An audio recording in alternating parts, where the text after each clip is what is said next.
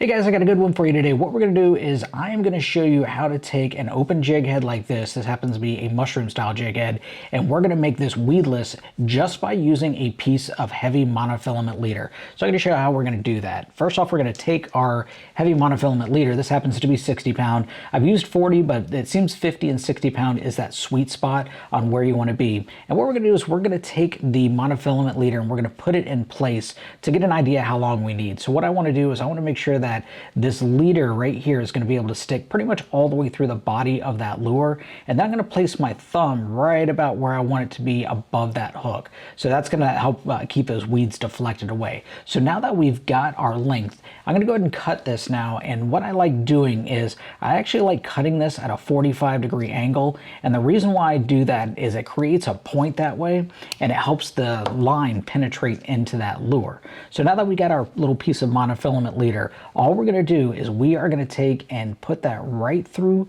the top of the soft plastic there. And then we are going to go ahead and push it pretty much all the way through.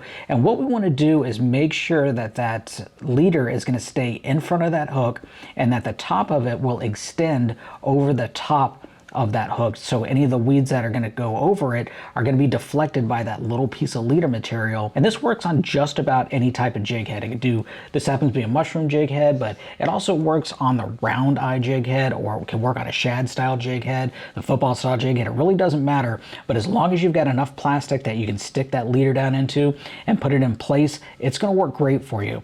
Now, there are some cons to this setup. This isn't a permanent solution. This is just something that's temporary. Maybe you're just fishing an area and just happen to go into a place that's got a little bit more weeds in it and you're starting to get hung up a little bit. Instead of retying, you can do something like this. Maybe just put a drop of super glue right there and that's going to help hold that in place.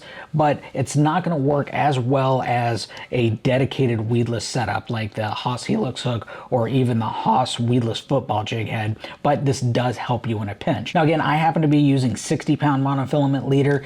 If you don't have any, you need some. We happen to have some at Fish Strong, and with your insider discount, it's ridiculously cheap, and that'll make a whole lot of these weed guards. So even if you don't have any heavy monofilament leader, this is definitely a cheap purchase, and it can help you out in a pinch. So if you like tips like this, make sure and click like and subscribe to our channel, and for even more hacks, make sure and join us in the Insider Club at saltstrong.com.